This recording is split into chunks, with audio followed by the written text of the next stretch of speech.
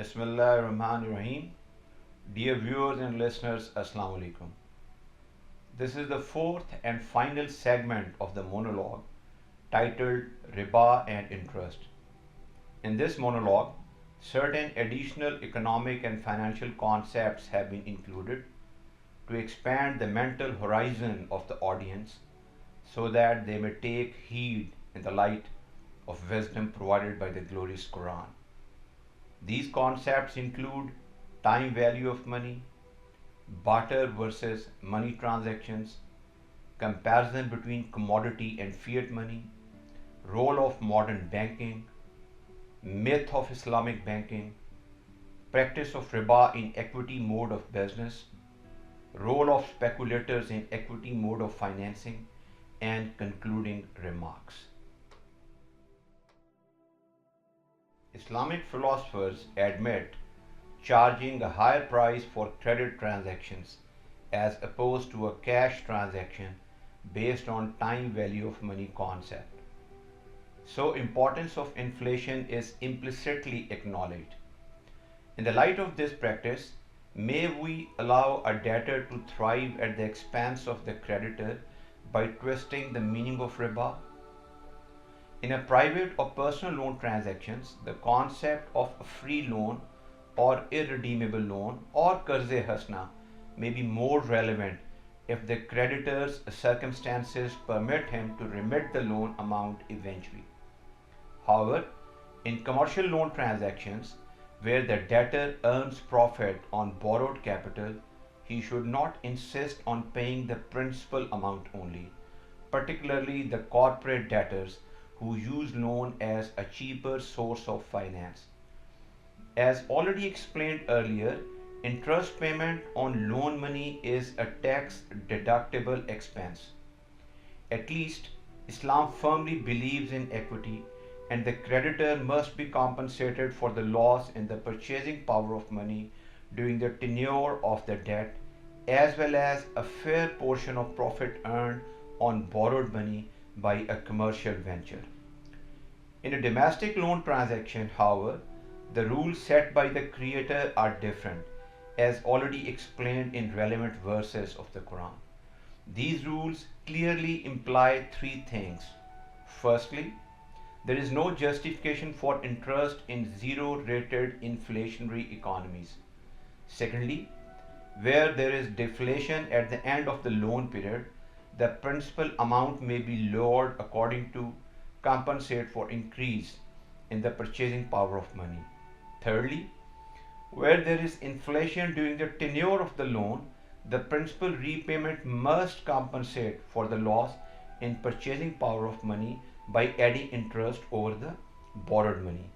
Finally, if a private loan can be waived due to the precarious circumstances of the needy person, it is the best act on the part of the creditor. While discussing riba, Islamic scholars give instances of barter transactions. In a barter transaction, if X has borrowed, say 100 kilograms of wheat of certain quality from Y, he need not return more than 100 kilograms of wheat of same quality. However, if lending decision involves significant opportunity cost, then the debtor must compensate the creditor to that extent. It may be appreciated that the modern trade is fiat money based, where the intrinsic and extrinsic value of money is different. And if money is borrowed, the returned amount must have the same purchasing power to compensate the creditor for loss in the purchasing power of money caused by inflation.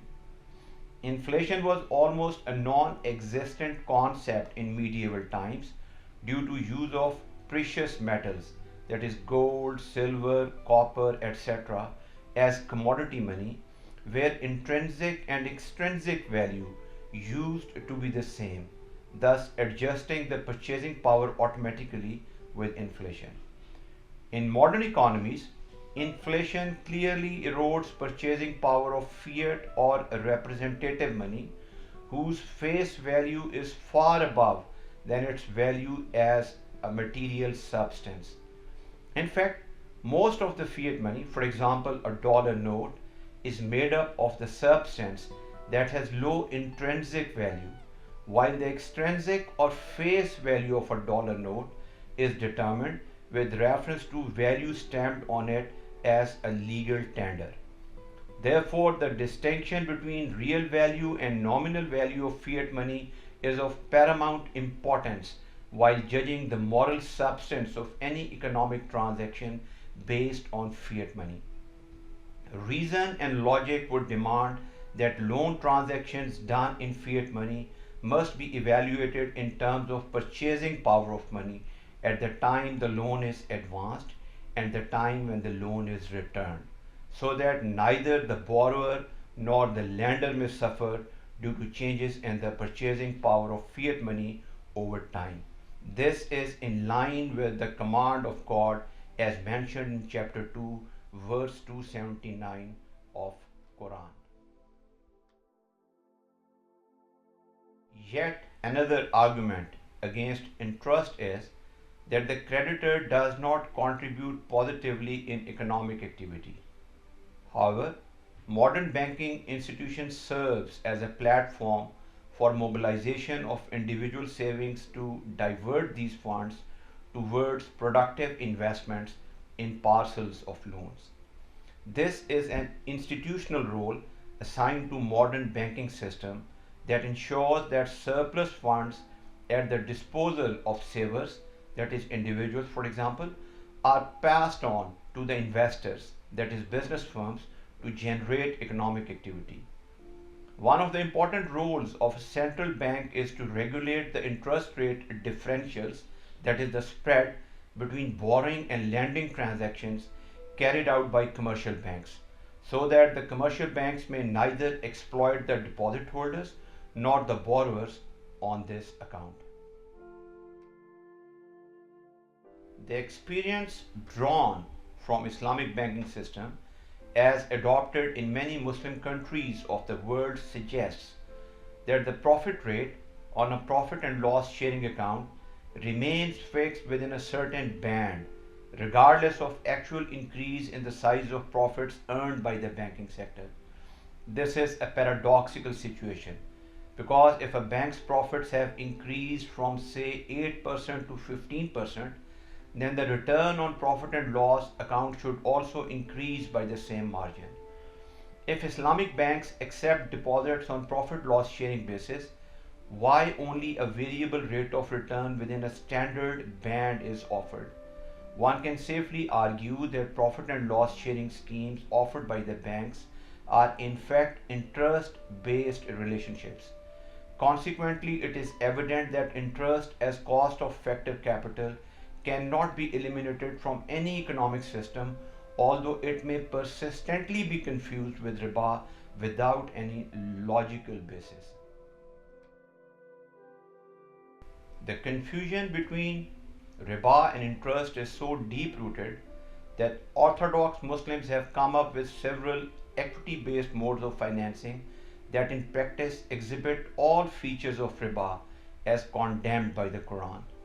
For example, even in equity mode of financing has its own implications or limitations because of the wrong application of agency theory that assumes that directors, that is senior management, will always work for the benefit of the shareholders or owners of the business.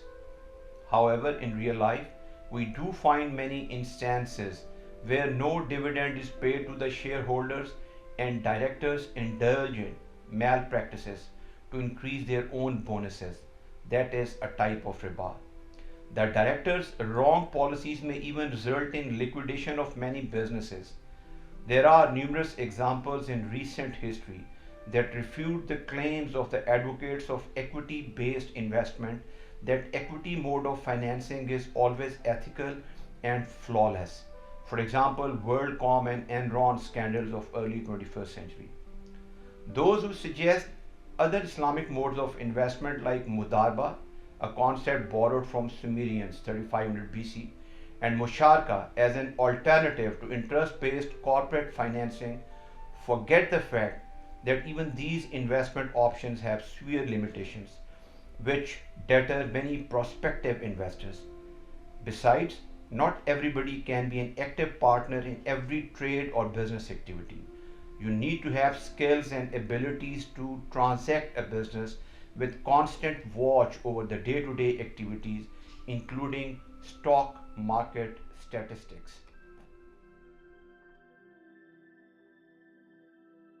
Besides, everyone cannot make investment in equity based transactions without certain knowledge about corporate accounts and understanding of the moods of the speculators who dominate world stock markets. These speculators deal in the shares or stocks of blue chip companies, precious metals, and dominant world currencies. They make investment and divestment decisions by alluring small investors through artificially increasing or decreasing the prices of these investments and make gains of billions of dollars in the form of riba at the expense of marginalized investors. So the bottom line is ensuring a fair return on investments, both equity based or debt based, rather than misguiding innocent people to switch over their investments from interest based to equity based mode under the confusion of equating interest with riba. A related issue is about widows, orphans, old aged retired persons who cannot take chance with their money in the stock markets. They have to be content with a fixed return as interest income, even if it is as low as the government savings schemes offer. At least this interest income is secured and guaranteed for these marginalized segments of the society. The glorious Quran highlights the traits of a person who practices riba for wealth accumulation in a more broad perspective so that men of understanding may take heed. A dispassionate reading of relevant verses allude to following key attributes of a person who is indulged in riba in any manner. 1. Greed for wealth. 2. Extravaganza in personal life. 3. Indifferent attitude towards plight of the fellow beings. 4. Preference of worldly life over eternal life. His fate on the judgment day is beautifully explained in the following verses of Quran in an explicit manner. Chapter 102 verses 1, 2 and 8 read, "Striving for more distracts you until you go into your graves. On that day you will be asked about your pleasures." These beautiful verses highlight the truth that striving for more wealth and comforts of life, that is greed, distracts human beings from the path of God until they are dead. But on the judgment day, they will be asked for their pleasures before throwing them into the hellfire. But no such person will be able to justify his greed because God has already condemned greed for wealth and comforts categorically in so many verses of the glorious Quran for the guidance of heedful mankind. This fact is reiterated in chapter 104 verses 2, 3 and 4 that read, "Who amasses riches counting them over, thinking they will make him live forever. No, indeed, he will be thrust into the crusher." These beautiful verses reiterate the fact that a greedy person would practice riba to amass wealth through any means. He is also fond of amassing riches, counting them over, thinking they will make him live forever. But God clearly warns that such a greedy person will be sent to the crusher on the judgment day, where he will be crushed in the hellfire forever. May Allah give us the wisdom and courage to stop practicing riba, that is blind love for wealth, in our individual and collective domains of lives, so that we may be saved from the hellfire. In the light of Quranic wisdom shared in this monologue on the complex issue of riba or usury and its relationship with interest, an attempt has been made to sensitize the audience that without proper understanding of a subject, We should not impute skewed meanings or interpretation to any verse of the Quran. This tantamount to imputing a lie against God. That is one of the most heinous sins. The Quran is word of God and it is based on eternal wisdom. Proper guidance can be sought in every sphere of learning if relevant verses of the Quran are interpreted in the right context. Attributing narrow or restricted meanings to any verse to suit our specific needs or on the basis of limited knowledge of a subject is not the right approach. Riba has much wider connotation than merely excessive interest or excessive profit. The Quran says that the middle path or moderate behavior is the best path, implying excess in any form has negative consequences as quoted earlier with reference to Quran. Therefore, riba, as implied in the Quran, may include all of the following acts that are exploitative in nature and that lead to concentration of wealth in few hands. 1. Charging of interest on a domestic loan transaction given to a needy borrower. Interest to the extent of inflation may be charged, but if the circumstances of the borrower are precarious, waiving off the interest as well as the principal amount is a commendable act. 2. Exorbitant interest rates in a business loan transaction.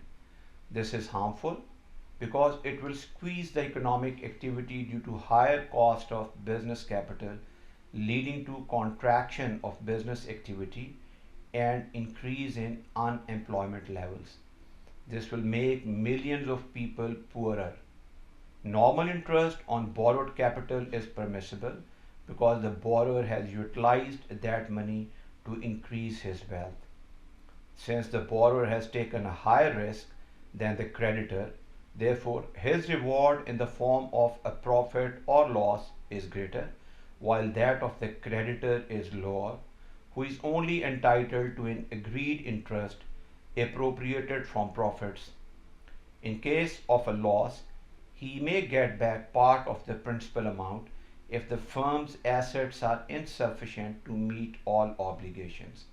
Therefore, both the debtor and the creditor enjoy benefits to the extent of risk taken by them.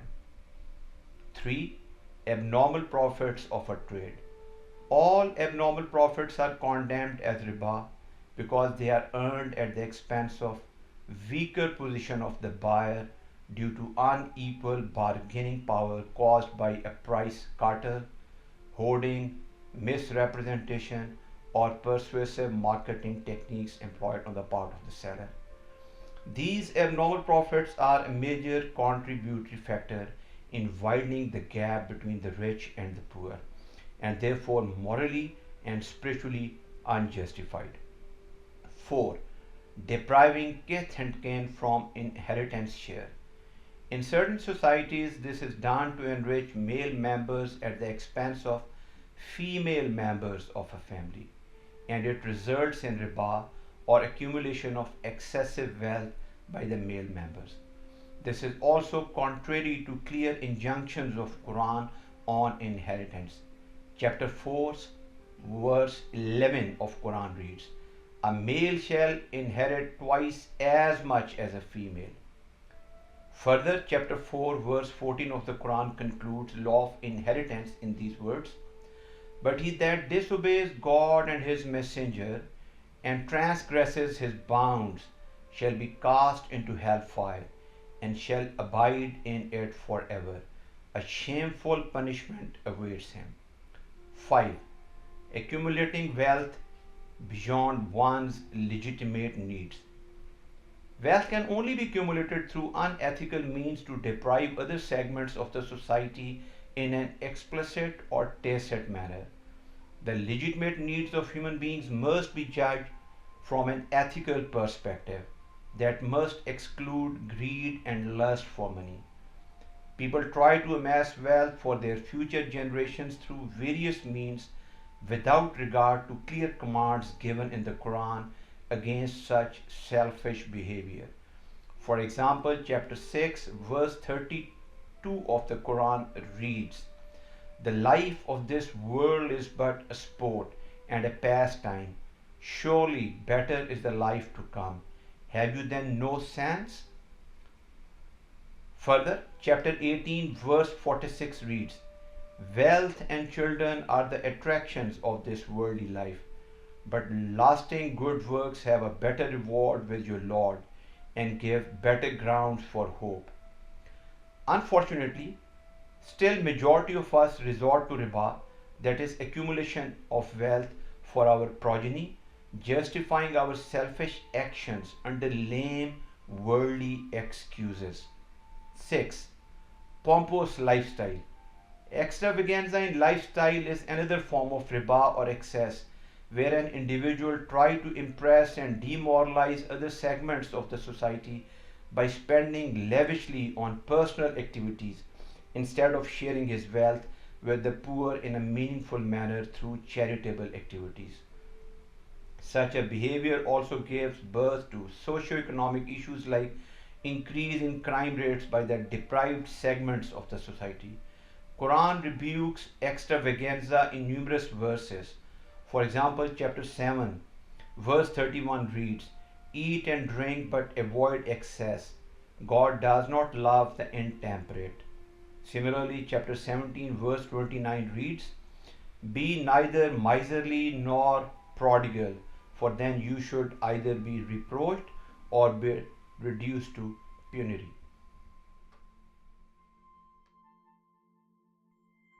All such practices are in fact different types of riba or exploitative monetary gains, and they are strongly condemned by God, the merciful Creator, the ultimate heir. To sum up attributes and consequences of riba or exploitative monetary gains, we may say riba or usury is exploitative in nature. 2.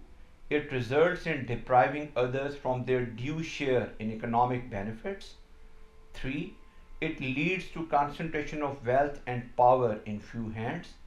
And finally, it results in giving birth to polytheism, the worst sin mentioned in the Quran, whereby the exploiters become the gods or masters in the society, and the deprived one become their slaves or dependents due to their weak socio-economic and political status. I conclude the fourth and final segment of my monologue on the complex subject of riba and interest with a prayer that Allah Almighty may bless this effort. Please do subscribe and share my channel for updates. It's absolutely free. Finally, do ask me questions to alleviate your concern about any related issue discussed in this monologue. Post your question in the comment section on my YouTube channel for a quick reply.